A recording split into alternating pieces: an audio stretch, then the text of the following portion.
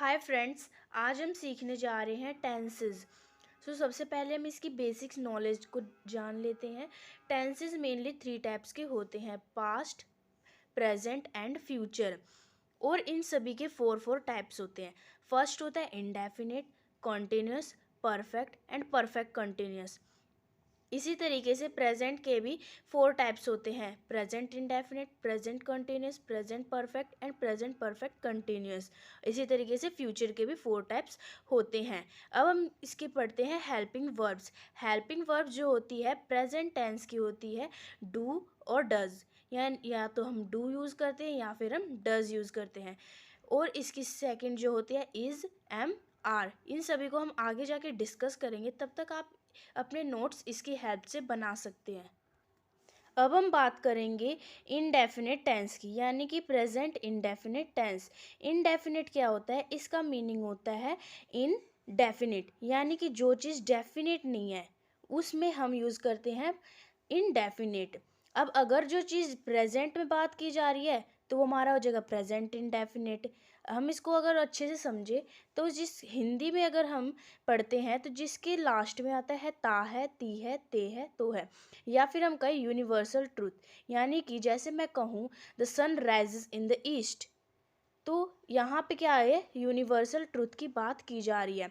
और अगर indefinite tense की मैं बोल रही हूँ कि मैं पढ़ाती हूँ, इसमें कोई डेफिनेट नहीं है कि मैं आपको बता रही हूँ मैं कितने टाइम से पढ़ा रही हूँ, तो ये हमारा हो जाएगा प्रेजेंट इनडेफिनेट टेंस। तो अब हम बात करते हैं प्रेजेंट इंडेफिनिट की स्ट्रक्चर की। तो अफर्मेटिव सेंटेंसेस, यानी कि जिसमें हम पॉजिटिव बातें करते हैं, उसका स्ट्रक्चर होता है।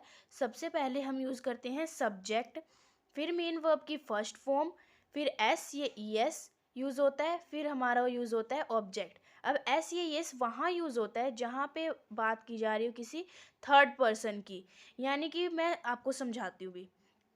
फर्स्ट पर्सन यानी कि जो बोल रहा होता है, यानी कि मैं हूँ फर्स्ट पर्सन।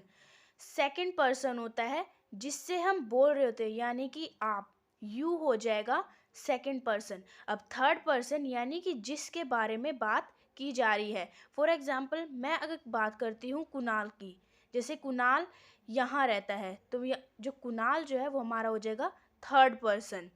तो अब मैं इसके एग्जाम्पल लेते हैं। इसका एग्जाम्पल है मैं पढ़ाती हूँ, तो ये हमारा फर्स्ट पर्सन का एग्जाम्पल है। तो फर्स्ट पर्सन में एस या एस नहीं लगता है, तो मैं का लिख दूंगी मैं यहाँ पे सबसे पहले सब्जेक्ट। सब्जेक्ट कौन है इसमें? मैं हूँ, तो मैं का यहाँ पे लिख दूंगी मैं आई। अब इसमें हम ढूंढते हैं मेन वर्ब। मेन वर्ब यानी कि हिंदी में कहे तो क्रिया, यानी जो काम। काम क्या हो रहा है इसमें? पढ़ाने का।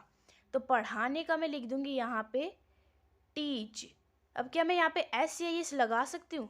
नहीं, क्योंकि यहाँ पे मैं है फर्स्ट पर्सन है, तो यहाँ पे एस या एस नहीं लगेगा, यानी कि मैं पढ़ाती हूँ, दैट्स इट।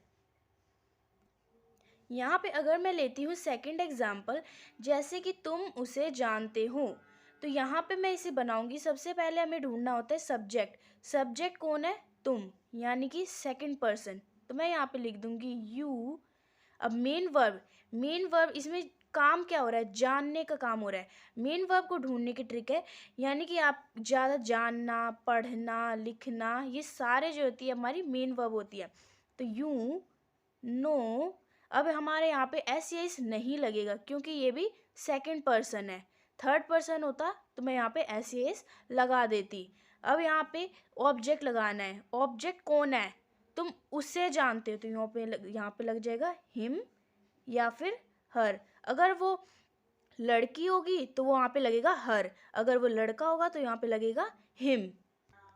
अब अगर दूसरा एग्जाम्पल हम देखते हैं कि वह मेरे साथ रहती है, इसमें जो वह है वो हो जाएगा हमारा थर्ड पर्सन, क्योंकि ना ही इसमें मैं या तुम या फिर ये नहीं है, तो इसमें क्या बात की जा रही है? किसी दूसरे व्यक्ति की बात की जा रही है, तो वो हो जाएगा थर्ड पर्सन। तो वह मेरे साथ रहती है, रहती है इसलिए हम लगाएंगे यहाँ पे शी। अगर रहता होता तो हो जाएगा ही।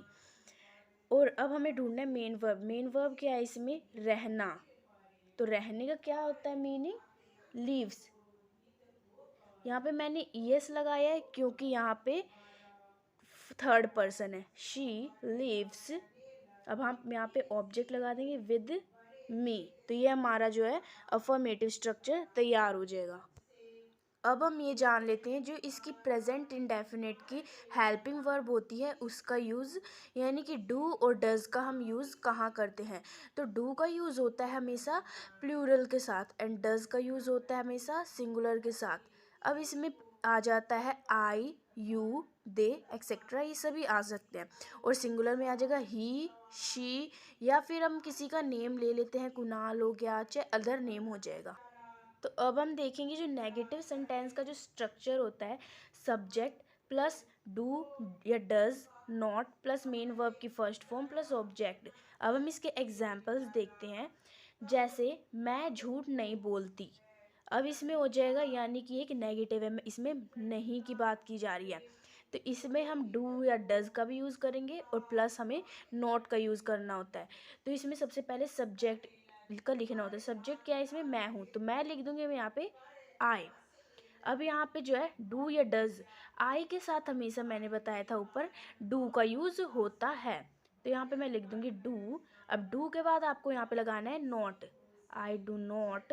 मेन वर्ब, मेन वर्ब क्या है, झूठ बोलना, तो आई डू नॉट, झूठ के झूठ तो हो जाएगा नहीं, पर ये बोलना, बोलना जो हो जाएगी हमारी हो जाएगी main verb, I do not tell. अब ऑब्जेक्ट लगा देंगे अ लाई, तो ये हमारा तैयार हो जाएगा। अब इसका हम सेकंड एग्जाम्पल देखते हैं कि तुम नहीं खेलते हो, यानी कि तुम, तो तुम का हम लिख देंगे यहाँ पे सब्जेक्ट है हमारा यू। अब यू के साथ क्या यूज होता है, हमने ऊपर देखा यू के साथ हो जाता है do not play, you do not play हो जाएगा यहाँ पे। अब इसका थर्ड एग्जाम्पल है वह मेरे साथ नहीं रहती है, तो वह क्या यहाँ पे, ना ही मैं हूँ ना ही यू तुम हो, तो ये थर्ड पर्सन हो, इस ये हो जाएगा रहती है, तो यहाँ पे हम लिख देंगे शी, शी। अब शी है यानी कि सिंगुलर है, सिंगुलर के साथ होता है हमने ऊपर देखा डज का यूज, शी डज नॉट या डजंट लीव्स विद मी, तो ये हमारा जो है स्ट्रक्चर तैयार हो जाएगा। तो हमने इस तरीके से नेगेटिव सेंटेंसेस भी तैयार कर लिए। अब इसके बाद हम बात करते हैं इंटेरोगेटिव, यानी कि इंटेरोगेटिव क्या होता है, यानी कि जिसमें क्वेश्चन पूछते हैं हम, क्वेश्चन भी किसमें, प्रेजेंट इंडेफिनिट में पूछते हैं, यानी कि जब कोई क्वेश्चन जिसका आंसर हम येस और नो में कर सकते हैं, तो हमारा वो आ जाता है इंटेरोगेटिव सेंटेंस में आ जाता है। तो जैसे कि मैंने पूछा क्या तुम खेलते हो, तो आप इसमें कोई येस और नो में ही तो आंसर करेंगे, ना कि इसमें कोई बड़ा आंसर देना होता है। तो इसका स्ट्रक्चर होता है डू या does, subject plus main verb की first form object and last में क्वेश्चन मार्क। अब इसके एग्जांपल देखते हैं कि क्या तुम खेलते हो, सबसे पहले तुम आ गया, तो यहाँ पे क्या लगा दूंगी मैं डू, फिर सब्जेक्ट, सब्जेक्ट के यहाँ पे यू, अब मेन वर्ब क्या है खेलना, डू यू प्ले, सेंटेंस बन गया हमारा।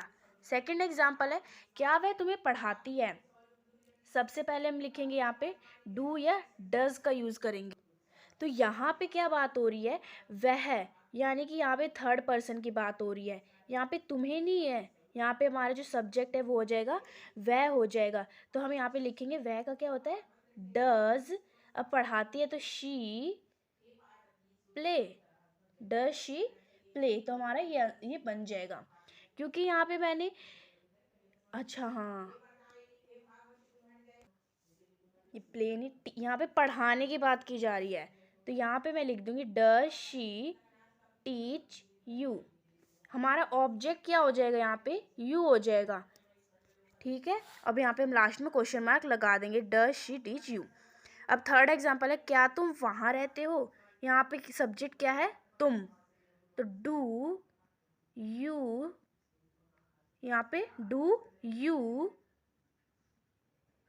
लिव देयर, तो हमारा इस तरीके से ये सेंटेंस भी बन जाएगा। अब हम बात करते हैं डबल इंटेरोगेटिव। डबल इंटेरोगेटिव में बस स्टार्टिंग में WH फैमिली यूज़ होती है, फिर वही सेम रहता है, जैसे अगर जिसका फुल आंसर करना होता है वो होती है हमारी WH फैमिली का में यूज़ होता है उसमें, और वो हमारा होता है डबल इंटेरोगेटिव। जैसे तुम क्यों खेलती हो, तो इसमें क्या है, हमें फुल आंसर देना, यस और नो में नहीं दे सकते। तो यहाँ पे लिखेंगे WH फैमिली। क्यों, क्यों का क्या हो जाएगा वाई, फिर डू या डज। तो यहाँ पे तुम है तो वाई डू यू प्ले। अब सेकंड जो हो जाएगा वह क्या कहता है, तो व्हाट, वह की बात है तो डज, वह क्या कहता है, व्हाट डज ही से। सेकंड थर्ड जो हो जाएगा तुम कहाँ जाते हो, तो कहाँ हो जाएगा वेयर, तुम है तो do you go, where do you go. So इस वीडियो में मैंने आपको सिखाया है कि present indefinite, and next video में मैं आपको अदर टेंसेस सिखाऊंगी।